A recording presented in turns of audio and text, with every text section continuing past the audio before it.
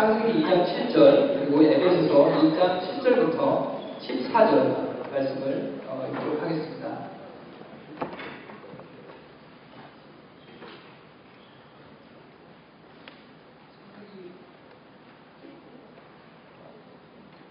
이 7절이 아닌데요. 제가 읽도록 하겠습니다. 창세기 2장 7절.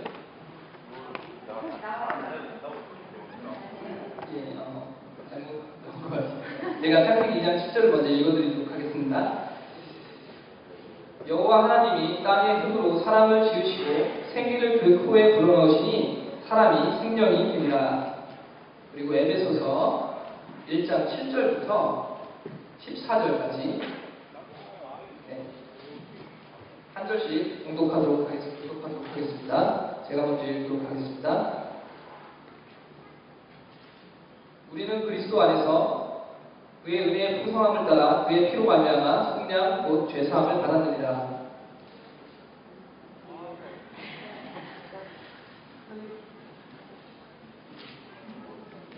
잘못 들어간 것 같은데요. 성경책이 있으시면 같이 성경책을 펴시고 에베소서 1장 7절부터 14절까지 함께 읽도록 하겠습니다. 1장 7절부터 읽도록 하겠습니다. 우리는 그리스도 안에서 그의 은혜의 풍성함을 따라 그의 피로 말미암아 성량 곧 죄사함을 받았느니라.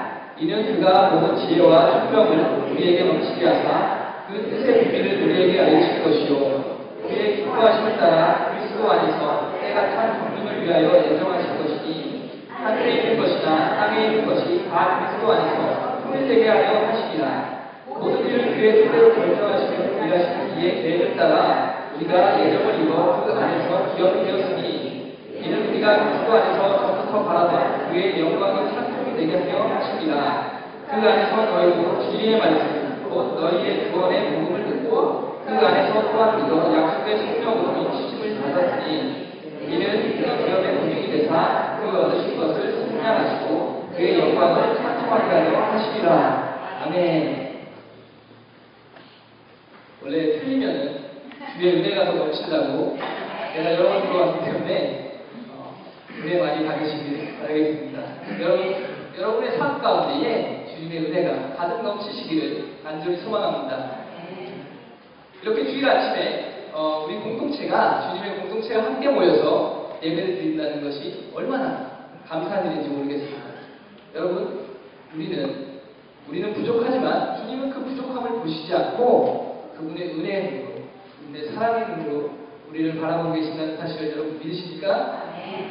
그 이유는 높음이나 기쁨이나 다른 어떤 피조물이라도 우리를 우리 주 예수 그리스도 안에 있는 하나님의 사랑에서 끊을 수 없기 때문이라고 하나님께서는 말씀하십니다. 우리 옆에 분들을 한번 잠시 보실까요? 보시기에 완벽하신 분이 있으십니까? 물론 제가 보기엔 여러분 한 분 한 분이 전부 완벽하신 분이에요. 그러나 그럼에도 불구하고 우리는 완벽하지 않습니다. 우리는 그것을 알고 있고요. 인간이 완벽하지 않은 것을 우리가 잘 알고 있습니다. 그러나 주님이 우리를 보실 때는 우리의 부족함이 아니라 그 은혜를 인하여 우리를 사랑의 눈으로 바라보시는 것을 믿으시기 바랍니다. 이것을 기억하시면서 지금 이 시간 우리 옆에 있는 성도님들과 다음과 같이 인사를 한번 해보도록 하겠습니다. 당신은 하나님께서 보시기에 심히 좋은 사람입니다.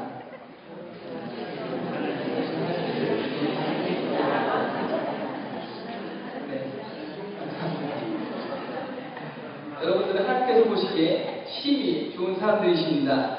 제가 이제 몇 년 동안 지금 다이리와 하이리를 낳고 한 3년 정도 애들을 키웠습니다. 애들이 처음에 걷지도 못하다가 이제는 뛰기도 하고요, 말도 하고요. 이제 조금 있으면 다른 행동도 많이 하겠죠. 근데 아이들이 저에게 말을 하기 시작합니다. 잘 하지 못하는 말을 저에게 계속 말을 합니다. 그리고 그것을 요구하고요. 어떨 땐 때를 쓰기도 합니다. 때로는 이렇게 아이들을 돌보는 것이 굉장히 피곤할 때가 있습니다. 그러나 그럼에도 불구하고 이런 종류의 기쁨을 동반한 고생을 제가 포기할 수 없는 것은 이 다이리와 하이리가 저희 자녀이기 때문입니다. 너무 사랑하는 저의 자녀이기 때문에 이 애들이 돌보는 것을 힘들어도 그냥 포기할 수가 없는 것이죠. 하나님께서도 마찬가지신 것 같습니다. 여러분, 우리가 잠시 창세기를 한번 읽어볼 텐데요. 가장 여러분들 다 외우실 수 있을 것 같습니다. 이 구절은 모든 사람이 알고 있는 구절입니다. 저도 알고 있고요. 심지어 초신자나 예수님을 알지 못하는 사람들도 알고 있을 것 같습니다. 그 구절은 창세기 1장 1절입니다. 하나님께서 태초에 천지를 창조하시느니라. 이 하나님께서 태초에 천지를 창조하셨다는 이 구절은 너무나 유명하기 때문에 그리스도인 우리에게는 때때로 그냥 아무것도 아닌 것처럼 여겨질 때가 간혹가다 있습니다. 우리는 이 천지 창조에 대한 이야기를 무심하게 흘려보낼 수 있다는 얘기죠. 아담과 하와에 대한 이 이야기를 그냥 우리가 알고 있는 이야기네 그러면서 그냥 흘려보낼 수가 있다는 얘기입니다. 그런데 우리가 끝으로 당연하게 생각하는 이 천지 창조에 대한 이야기, 하나님께서 인간을 지으신 이 이야기 가운데에 하나님의 놀라우신 사랑이 숨겨져 있다는 것을 우리 함께 아셨으면 좋겠습니다. 하나님께서 천지를 창조하셨습니다. 빛을 만드시고 여러 생물들을 창조를 하셨습니다. 이때 하나님의 마음을 가장 잘 표현한 문장이 있습니다. 여러분 그게 무엇인지 아십니까? 하나님께서 보시기에 좋았더라. 하나님께서 보시기에 좋았더라. 하나님께서 이렇게 말씀하시죠. 이 좋았더라는 이 동사는 토우라는 히브리어인데요. 좋다, 선하다, 즐겁다 이 뜻을 내포하고 있습니다. 즉 하나님께서 이 세상을 창조하실 때 이게 얼마나 기뻤는지 얼마나 즐거웠는지 아주 뛰시면서 즐거워하셨다 이런 표현이 될 수 있습니다. 그리고 마지막 날에는 대망의 누구를 창조하셨죠? 여러분 인간을 창조하셨습니다. 하나님께서 마지막에 인간을 창조하시고 뭐라고 하셨나요? 그냥 좋은 것이 아닙니다. 심히 우리가 오늘 여러분 옆에 있는 분들께 인사를 하시죠? 하나님께서 심히 좋았다고 말씀하십니다. 이 심이란 말은 메우드라는 히브리어인데 매우라는 뜻이 있고요. 또 힘을 다하여 이런 뜻이 있습니다.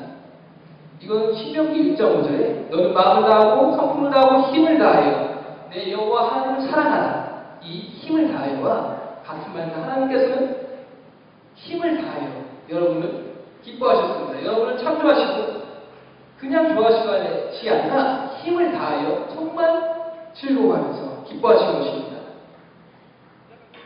우리가 여러분 미국에 굉장히 유명한 자연 관광지가 많지요.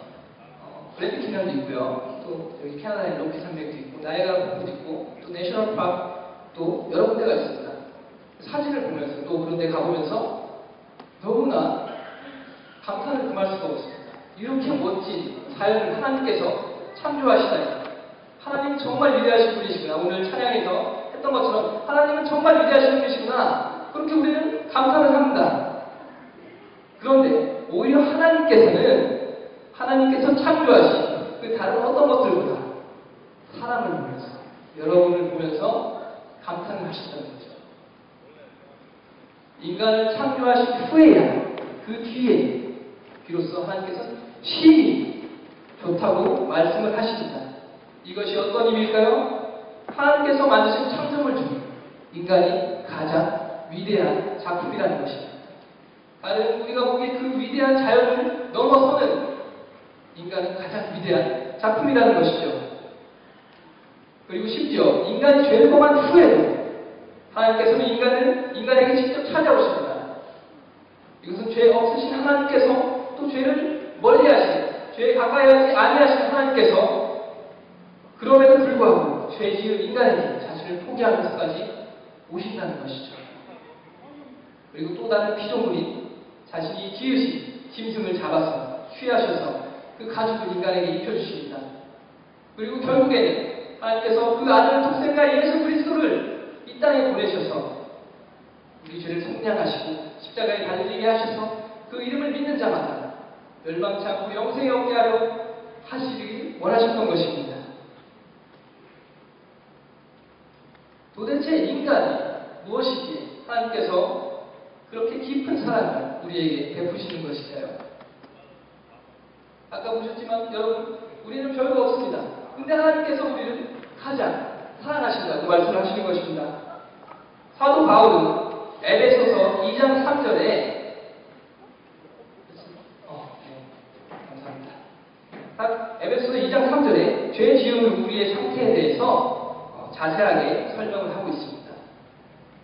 전에는 우리도 다 그 가운데서 우리 육체의 욕심을 따라 지내며 육체와 마음이 원하는 것을 하여 다른 이들과 같이 본질상 진노의 자녀이었더니, 우리는 본질상 진노의 자녀라고 하나님께서 말씀하십니다. 사도 바울이 말씀하십니다. 그 이유는 우리에게 선악과 사건 이후에 하나님께 불순종하였던 그 죄의 본질이 남아있기 때문이죠. 그러나 여기에서 더 중요한 사실은 바울이 에베소서 1장에 기록한 하나님께서 원래 원하시던 우리의 모습에 대한 사실입니다. 그것은 예수 그리스도로 인하여 회복된 존재가 어떤 존재이냐, 그것을 말씀하고 있는 겁니다. 우리가 죄 이전에 가지고 있던 본래 하나님께서 원하시던 그 모습이 어떤 것이냐에 대한 그 말씀을 하고 있는 것입니다. 천지가 창조될 때에 다른 생물들은 하나님께서 말씀만으로 창조를 하십니다. 빛이 있으라, 공중에 나는 새가 있으라, 그냥 말씀만으로 생물들을 창조를 하고요. 모든 자연 경관들을 말씀만으로 창조하신 위대하신 분이십니다. 근데 인간은 그렇게 하지 않으셨습니다. 우리 오늘 아까 제가 읽어드렸던 창세기 2장에 보면 하나님께서 손수 흙으로 사람을 빚으시고 생기를 인간에게 불어넣으십니다. 이 생기란 말은 네스마라는 히브리어입니다. 또 다른 뜻으로는 스피릿, 그러니까 영을 불어넣으셨다, 이렇게 우리가 알 수 있죠. 즉 다시 말해 하나님께서는 인간에게만 특별하게 그분의 생기 또는 그분의 영을 불어넣으신 것입니다. 그렇기 때문에 우리가 인간을 부를 때 무엇이라고 부릅니까? 우리가 인간을 부를 때 영적인 존재라고 부르죠. 그 영은 어디에서 온 것일까요? 하나님께. 우리가 오늘 성경에서 보듯이 그 영은 하나님께로부터 온 것입니다. 그렇기 때문에 우리는 하나님의 형상이 되는 것이죠. 하나님께서 우리에게 주님의 영을 불어넣으셨기 때문에 우리는 하나님의 형상이 되는 것입니다. 하나님께서는 죄된 우리가 그리스도 안에서 하나님의 창조의 본질로 회복되기를 원하셨습니다. 에베소서 1장 3절부터 6절 제가 한번 읽어드릴게요. 아까 읽으셨지만, 찬송하리로다 하나님 곧 우리 구주 우리 예수 그리스도의 아버지께서 그리스도 안에서 하늘에 속한 모든 신령한 복을 우리에게 주시되 곧 창세 전에 그리스도 안에서 우리를 택하사 우리도 사랑 안에서 그 앞에 거룩하고 흠이 없게 하시고 그 기쁘신 뜻대로 우리를 예정하사 예수 그리스도로 말미암아 자기의 아들들이 되게 하셨으니 이는 그가 사랑하시는 자 안에서 우리에게 거저주신 바 그의 은혜의 영광을 찬송하게 하려 함이라. 우리는 그분의 은혜와 영광을 찬송하기 위해 이 자리 가운데 부름받았습니다. 14절에도 이런 말이 나옵니다. 이는 우리 기업의 보증이 되사 그 얻으신 것을 속량하시고 그의 영광을 찬송하게 하려 하십니다. 우리가 죄사함을 받고 하나님의 영광을 찬송하기 위한 것이 하나님의 목적이라는 것이죠. 그것은 분명한 사실입니다. 그런데 에베소서 1장 6절과 14절 사이에 또 하나의 찬송이라는 단어가 나옵니다. 그게 무엇입니까? 12절에 이는 우리가 그리스도 안에서 전부터 바라던 그의 영광의 찬송이 되게 하려 하시리라. 그의 영광이 찬송이 되게 하려 하시리라. 물론 우리는 당연히 하나님의 영광을 찬송해야 합니다. 그런데 놀라운 사실은 하나님께서도 우리를 그의 영광의 찬송으로 여기시겠다고 말씀을 하시는 것입니다. 하나님께서 여러분들을 가장 존귀한 자로 여기시겠다고, 나의 백성이고 나의 아들로 여기시겠다고 말씀을 하시는 것입니다.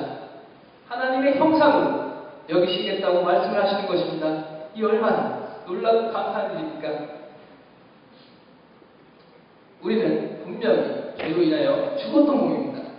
진노의 자녀였죠. 하나님께서 우리를 기뻐하시기 위해 우리를 지으셨지만 죄로 인하여 그것이 지금까지 막혀있던 것이죠.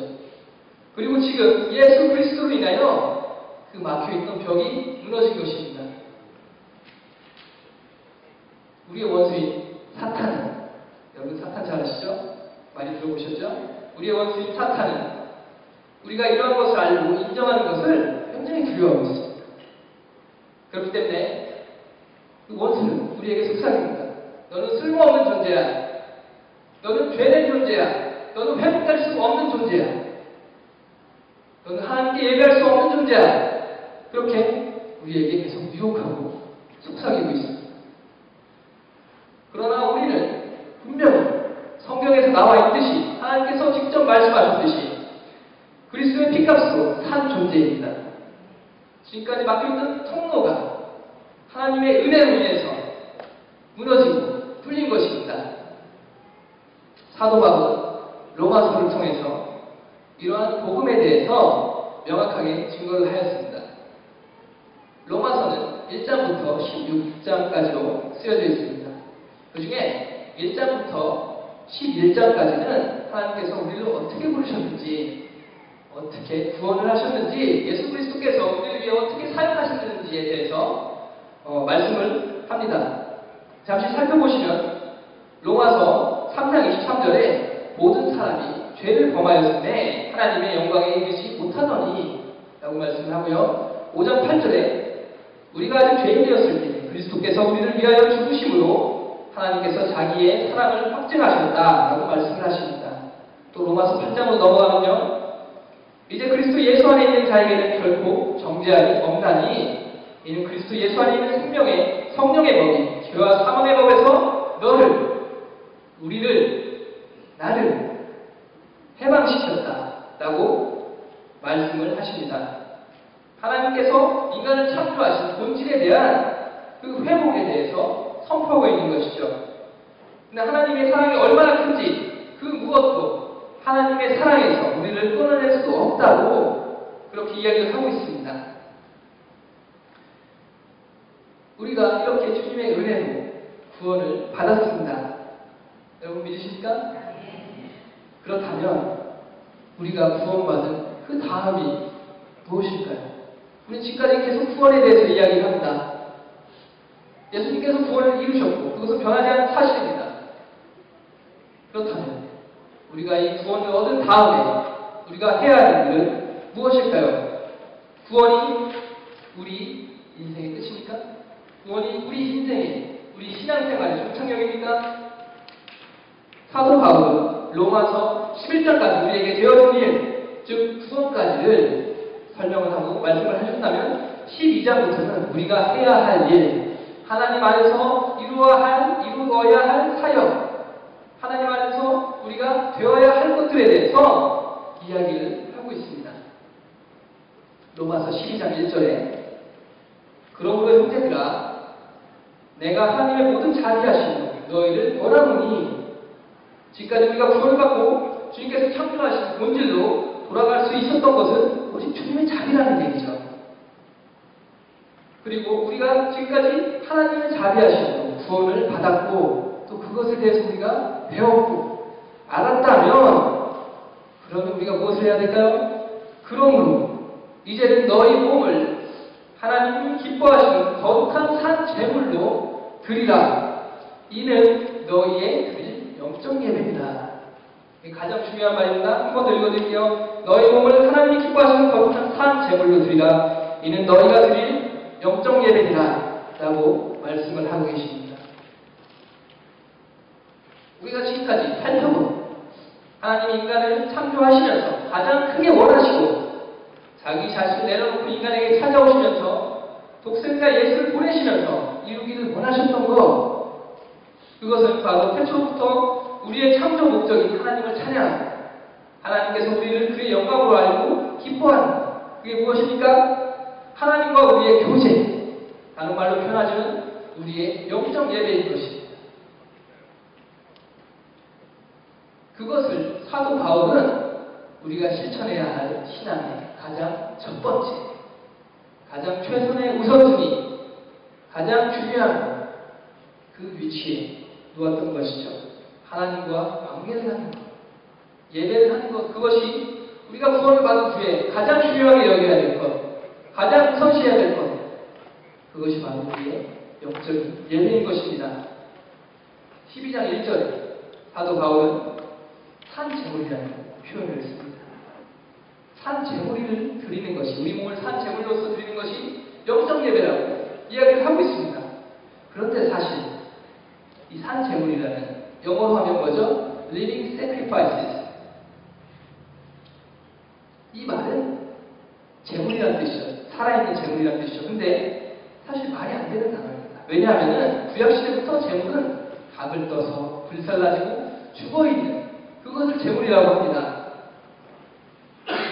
제물은 분명 죽은 것인데 사도 바울은 우리가 산 제물이 될 것을 우리에게 말씀을 하고 계시는 것이죠.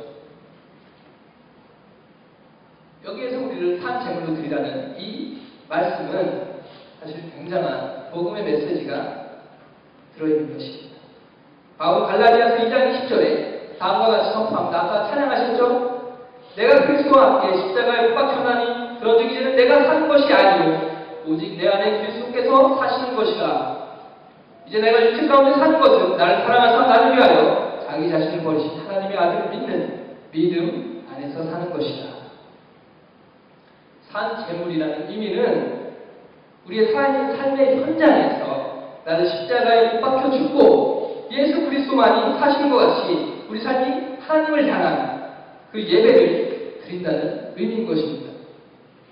하나님께서 창조하신 본질이 회복된 사람은 삶으로 예배를 드리는 예배자가 된다는 것이죠. 그렇다면 이 삶으로 드리는 예배가 과연 무엇일까요? 우리 주위에 굉장히 많은 예배가 있죠.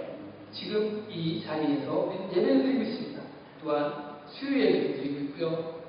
목장별 목장 예배를 드리고 있고요. 또 새벽 예배를 드리고 있습니다. 그러나 그것만이 예배인 것이 아니라 우리가 살고 있는 모든 삶의 현장이 예배의 현장이 되어야 한다고 말씀하고 계시는 거죠. 그리스도만이 다스리고 하나님만이 영광 받으시는 예배의 처소가 우리 삶의 현장 가운데에 일어나야 한다고 말씀하십니다. 여러분이 만약에 직장을 다니시면 여러분의 직장 생활 가운데에 주님이 함께 하셔야 합니다. 여러분이 주님을 예배하셔야 합니다. 우리가 만약 학교를 다닌다면 우리 학교 생활 가운데 우리를 거룩한 산 제물로 하나님께 드려야 하는 것입니다. 군대에 있다면 군대에서 그렇게 해야 하는 것입니다. 가정에 있다면 가정에서 그렇게 해야 하는 것입니다. 나의 삶이 어떤 곳에 있든지 우리의 예배의 현장이 교회 안에 있는 것만이 아니라 교회를 넘어서는 삶 가운데에 있어야 하는 것이죠. 우리가 삶으로 드리는 예배가 되어질 때에 이곳에서 우리가 드리는 이 예배 가운데에 주님의 임재가 나타나게 됩니다. 물론 여기서 조심해야 할 것이 있습니다. 우리가 지금 드리고 있는 이 공적 예배가 중요하지 않은 것이 아닙니다. 이 공적 예배 또한 매우 중요한 것은 이 공적인 예배로 인하여 우리 삶의 예배의 기준을 바로 잡을 수 있기 때문입니다. 이러한 공적인 예배, 성도 간의 교제가 있는 이 예배에서 우리의 기준이 바로 잡힐 때에만 우리의 삶에는 주님을 예배할 수 있는 그런 준비를 할 수 있고요. 그런 기준을 세울 수가 있는 것입니다. 이 삶의 예배와 공적인 예배, 이 둘의 본질은 같은 것이고 어느 것 하나 무시할 수가 없는 것이지만 그럼에도 우리의 예배는 지금 이곳을 넘어서서 세상 속으로 들어가야 할 사명이 있는 것입니다. 그것이 우리의 사명인 것이죠. 태초에 하나님께서 천지를 창조하실 때, 인간을 창조하실 때 하나님께서 자신의 영으로 창조하신 인간과 교제하고 싶은 마음으로 인하여 이 모든 것이 힘이 보시기에 좋으셨습니다. 다시 말해 예배라는 것은 하나님과의 관계인 것입니다. 인격적인 교제이고 만남이며 또 그 인격과의 충돌입니다. 우린 그 관계에 대해서 언제나 기대하고 흥분해 있어야 합니다. 왜냐하면 하나님과의 사귐이 바로 예배이기 때문입니다. 그렇다면 우리가 하나님과의 진정한 교제를 위해서 필요한 것이 무엇일까요? 특별히 하나님과의 사귐에 있어서 우리는 영과 진리로 우리의 마음을 드려야 합니다. 요한복음 4장 23절, 24절 제가 읽도록 하겠습니다. 아버지께 참되게 예배하는 자들을 영과 진리로 예배할 때가 오나니 곧 이때라. 아버지께서는 자기에게 이렇게 예배하는 자들을 찾으시느니라. 하나님은 영이시니 예배하는 자가 영과 진리로 예배할지니라. 하나님께서, 예수님께서 이 영과 진리로 예배해야 된다고 말씀하십니다. 영과 진리로 하는 그 예배가 예수님께서 말씀하시는 참된 예배인 것이죠. 이 영어로는 spirit, 헬라어로는 프리마라고 하는 이 영은 세 가지 특징을 가지고 있습니다. 첫 번째, 영은 보이지 않는다는 의미가 있습니다. 영은 육체와 다르죠. 하나님께서 인간의 몸은 흙으로 만드셨습니다. 그 몸은 그러나 살아있는 상태가 아니었습니다. 그리고 하나님께서 인간에게 영을 주신 후에야 인간은 생명이 된 것입니다. 우리의 육체는 보이는 것입니다. 그렇지만 영은 보이지 않는 것이죠. 우리의 육체는 교회에 와 있습니다. 우리의 마음은 어떻습니까? 우리가 영으로 예배를 드린다는 것은 우리의 보이지 않는 마음의 중심이 어디에 있느냐, 그것에 대해서 말씀하고 계시는 것이죠. 우리는 예배 장소에서 우리의 육체뿐만이 아니라 우리의 영혼까지, 우리의 마음의 중심까지 하나님께로 온전히 향하고 하나님만 온전히 예배를 해야 된다는 그 말씀입니다. 두 번째, 영의 특징은 장소가 한정되어 있지 않다는 것이죠. 우리가 방금 찬양을 드리는 예배에 대해서 이야기를 했습니다. 우리 영의 예배는 장소에 국한되어 있지 않습니다. 우리의 삶의 현장, 그곳이 바로 우리가 살아계신 하나님께 예배를 드리는 그 장소인 것입니다.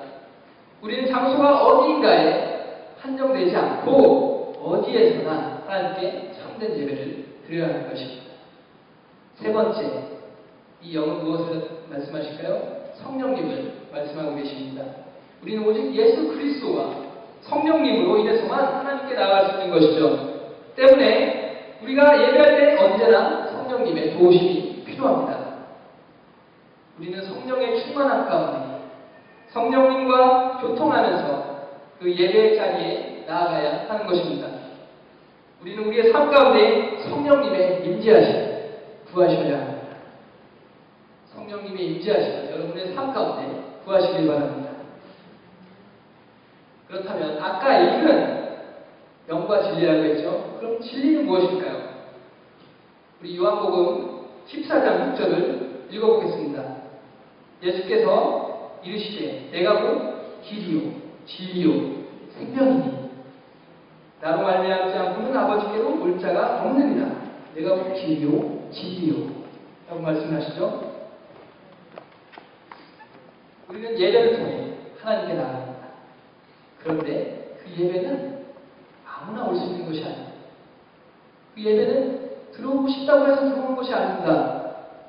우리는 죄가 있는 존재이기 때문에 하나님께 가까이 나아갈 수 없고 관계를 가질 수가 없습니다. 그러나 예수 그리스도께서 우리의 죄를 위해 돌아가신 것과 그것을 우리가 마음 가운데 영접하고 그것을 믿는 모든 자는 하나님과 관계를 가질 수 있게 되는 것입니다. 즉 다시 말해 우리가 진리로 예배를 드린다는 것은 우리가 예수 그리스도를 통해서 하나님께 나아갈 수 있다는 것을 의미하는 것이죠. 다른 길은 없다. 다른 길은 없습니다. 오직 예수 그리스도만이 우리의 길이 되십니다. 그렇기 때문에 예수 그리스도를 믿지 아니하는 사람들은 예배가 불가능한 것입니다. 오직 그리스도를 믿는 하나님의 참된 백성만이 하나님께 참된 예배를 드릴 수가 있습니다. 예수 그리스도의 핏값으로 사신 주님의 백성들이, 우리 사랑하는 중앙교회 성도 여러분, 여러분은 지금 하나님께서 보시기에 힘이 좋은 백성들입니까? 저는 그렇게 믿고 있습니다. 여러분들 주님의 백성들이고 주님께 영과 진리로 예배드리는 그 백성들임을 제가 믿고 있습니다. 또 우리는 알고 있습니다. 우리 삶 가운데, 그리고 이 삶 가운데에 우리의 신령과 진정으로 주님께 예배드리기를 간절히 소망합니다. 함께 기도하시겠습니다. 하나님 감사합니다. 주님, 우리가 오늘 말씀을 통해 주님께 영과 진리로 나아가야 함을 들었습니다. 주님, 우리가 우리 삶 속에 주님을 예배할 수 있게 도와여 주시옵소서. 우리 삶 가운데 우리를 십자가에 못 박고 오직 예수 그리스도만이 우리를 역사하는 그 역사가 일어날 수 있게 인도하여 주시옵소서. 주님, 이 모든 성도님들을 주님의 이름으로 축복하시고 그 가운데 성령을 보내셔서 우리 삶이 주님께 향한 예배가 될 수 있게 인도하여 주시옵소서. 주님 감사합니다. 감사드리고 예수 그리스도의 이름으로 기도드립니다.